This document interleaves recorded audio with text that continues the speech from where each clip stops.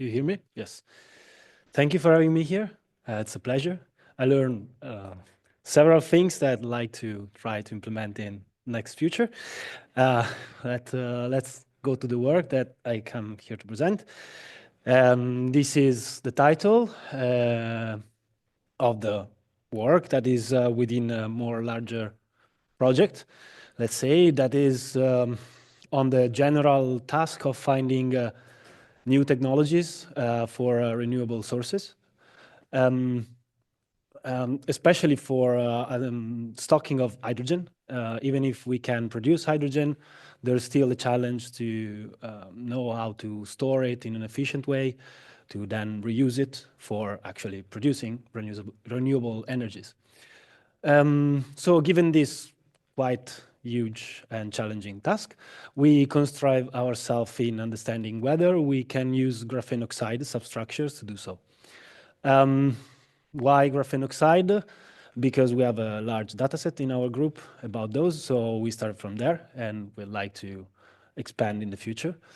But how can we determine if hydrogen can be absorbed in graphene oxide substructures is to perform several DFT or DFTB simulations. And this may take huge time, especially if the structure become severely large. So what we would like to do is actually to create a machine learn based workflow that given any size and shape geostructure and a molecule of H2 would predict which are the absorption sites in that graphene oxide structure. So at the early stage that we are, we kind of foresee this scheme at the moment.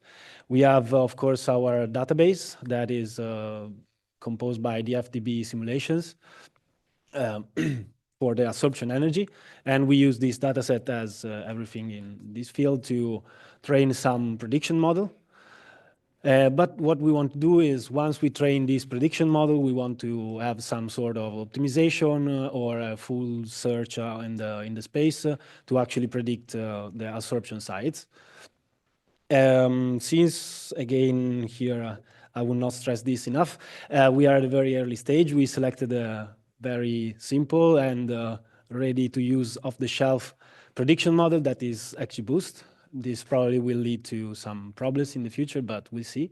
As optimization, we use swarm optimization and simply a random search over our space to get the absorption sites. Yes. So the dataset. How do we build our dataset? Well, we do the FTB simulations, and we take a certain graphene oxide substructure, that is the green one. And what we do is to place an hydrogen molecule in a certain location, do geometry optimization, and retain the absorption energy in that location. This is only, of course, one point, and we have to repeat it for several points to get some sort of discrete, discrete absorption map of our graphene oxide structure. We repeat this over 102 geostructures that were the smallest that we have in our dataset for 83 positions. And from this, we can collect for that number that is just a multiplication of 102 by 83 absorption sites that has more or less this distribution of absorption energy. We had to clean a bit the results because it's not always that the FTB simulations have converged, or maybe sometimes the hydrogen bond was corrupted and we had other problems. So some of the results that we have neglected from the training and in general from the training of our model.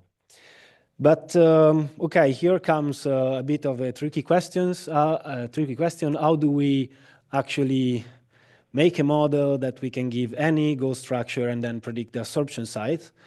Well, again, we use XGBoost, and what we do is to try to search of a certain neighborhood of the hydrogen molecule that represents the absorption energy of that molecule over the graphene oxide structure. We go into difficult field of feature selection, and we select the inclination and azimuths relative between the atoms in the hydrogen molecule. And for each hydrogen in the molecule, we take the polar coordinates as if the atom was the center of the reference frame.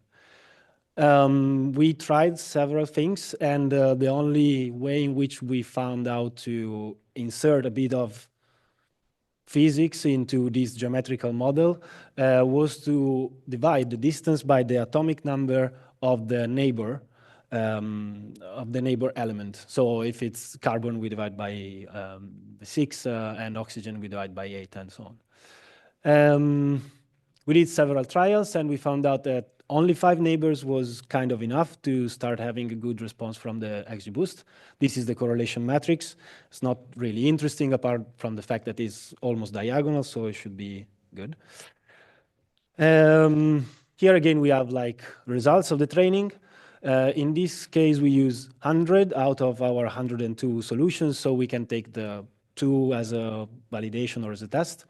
For the rest of the procedure, we have done 80-20% split between train and test. We did cross-validation, and we did Optuna optimization for the model itself.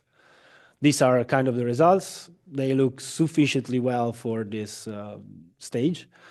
One interesting thing, at least for me, is that the features that we selected are all kind of significant to the model.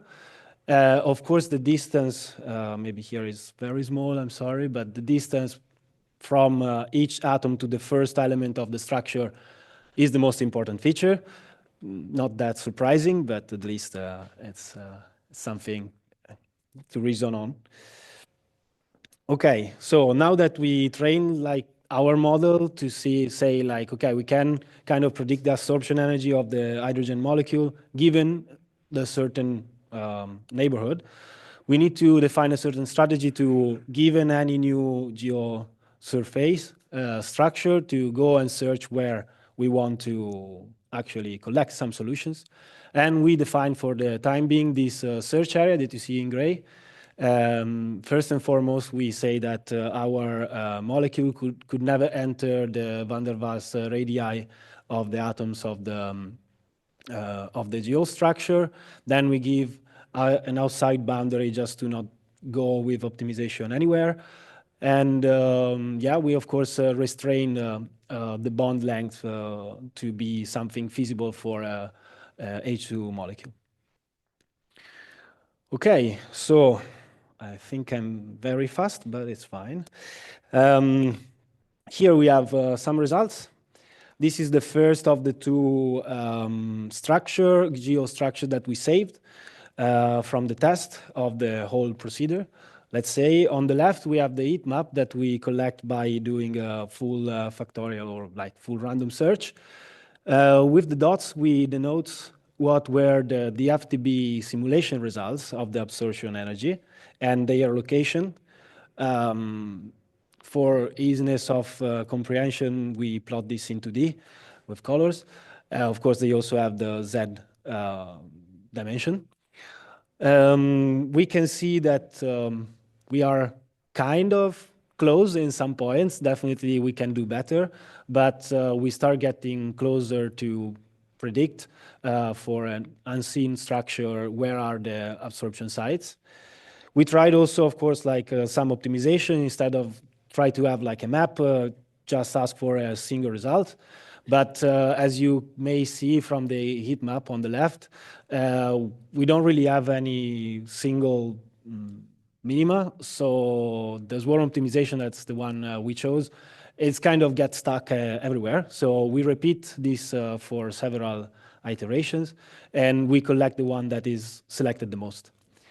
The predicted energy for the blue point, so the predicted location, is kind of close to the one that we replicate with the FTB simulation. So we got the location predicted by the optimization, and we do a new DFTB simulation in that point. We are, okay, not the best, but we can get better, and it's not that far, let's say. This is the same results, but for the second one, the other one that we left behind. And again, here are the same considerations. We are not close, but not far. But let's say the good thing, if it goes on, yes. The good thing is that now we are not restricted by a certain topology of our geostructure, and we can therefore input any given geometry and dimension. This in this case is a triangular shape and has more or less double the area of the previous one. And we can, of course, collect our heat map, and we can, again, predict a certain location. And also, in this case, we repeat the FTB simulation with this predicted location, and we see that is not that far. I mean, it's the same relative error, of course. Yes, so this is what we have done so far. We still have a lot to do. In first and foremost, we need to increase our dataset to incorporate more substructures, so we can train our eventual model with also like more atom types, so we can free more ourselves from a constricted substructure and go beyond. And what we would like to do to have a fully automated workflow would be, given a new substructure, try to create our dataset in a certain automated way, self-automated way, let's say. Prediction model, of course, is something that we have to dig into deeper. Now, as said, we wanted to have like kind of a proof of concept that works. So XGBoost is ready off the shelf. We took it, we give some feature, we get some output, good. But of course, as we saw in these 4 days, we have many tools that we can use, but they require time and dedication. And among those, of course, graph neural networks and some that we developed in our team, that is GrapheNet, is a combination of convolutional neural networks with image processing for graphene identification of energy for graphene substructure. And of course, now our search boundaries that we gave were like very simple, probably close to something that is physical, but not definitely that. So we would like to implement more physical boundaries in the search, and of course, more advanced optimization techniques. Yes, these are, at the end, these are my collaborators that support me. And we work together on this, and projects and my research institute and so on. I'd like to thank them all, and thank you.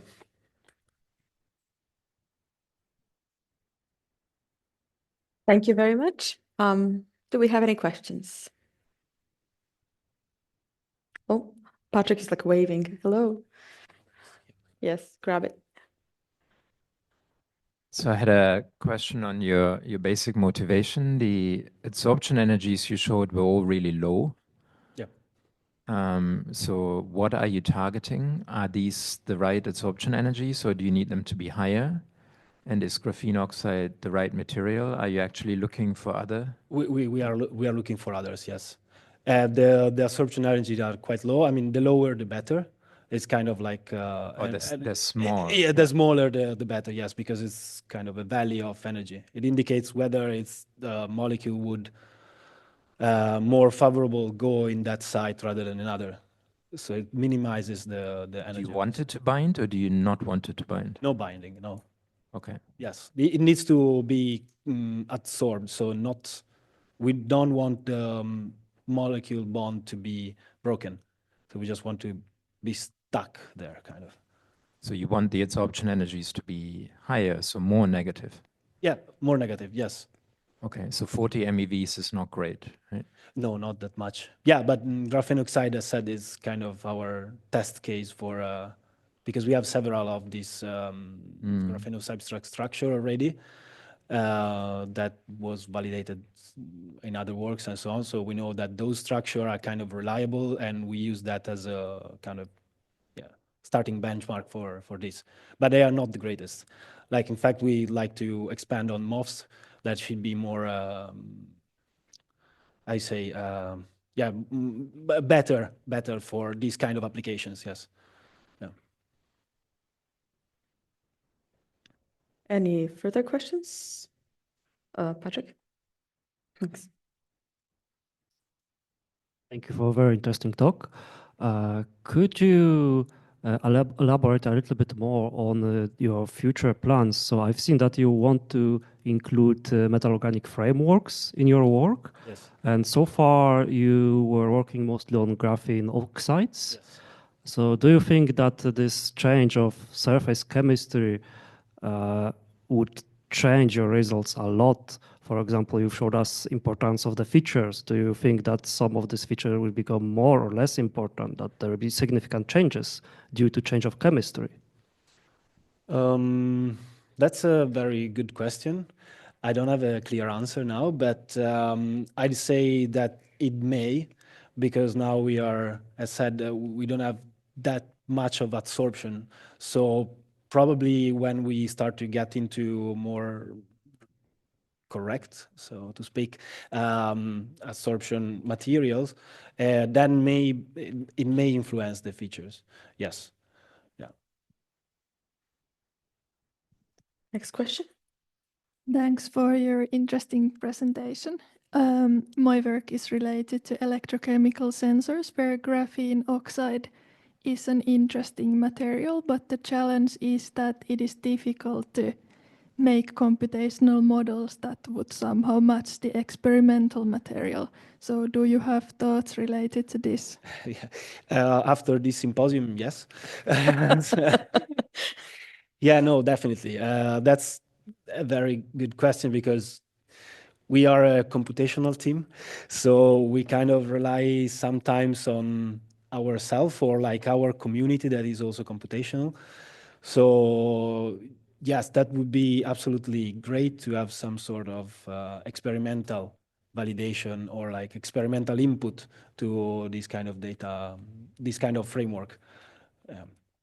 Yeah, it'd be amazing, but In continuation to this question, maybe I can ask, do you also allow hydrogen to absorb at the edges? yes. Okay. Yes, So that's but, included into your swarm yeah. optimization. It's included, but for the time being, at the edges of our graphene, there is basically always like a, you see here. Yeah, white is hydrogen. Is again hydrogen, so basically never get. You've passivated it, so you don't Yes. have active edges. Yes, Because in exactly. experiments, that's another big open question. Because Okay. this material is so active, is it the terraces that are active or is it the edges that are the sticky points? So Okay, yeah. Okay, that I didn't know, so you that's good. may find lower absorption energies on the edges if you take off the hydrogen. Oh yeah, that's yeah, definitely. Yeah, no, but no, we have bonded now, so. Maybe I can ask just one last question. So alongside Patrick's question, I was also interested in your motivation, but also like in your conclusions. So what have you found from this stage of work? Like, what are your main conclusions, your main findings? The main findings main findings is that we probably need to switch from graphene oxide. I'm not quite sure because Why so? I'm not quite sure because we have only this we only have this I say test case. So I don't have I'm biased, kind of. So I'm not quite sure that this is the right material, and we would like to actually build our framework, let's say, so that we can expand with more and more materials.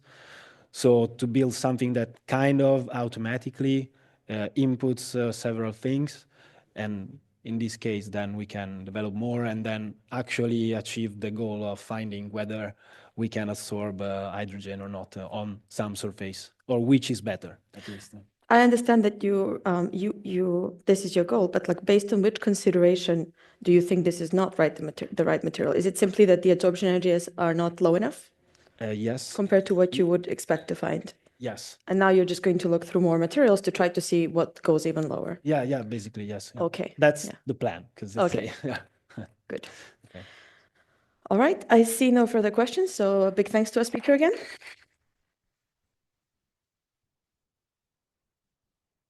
And this concludes our session for this afternoon. I would like to thank all the speakers all over again and see you tomorrow morning.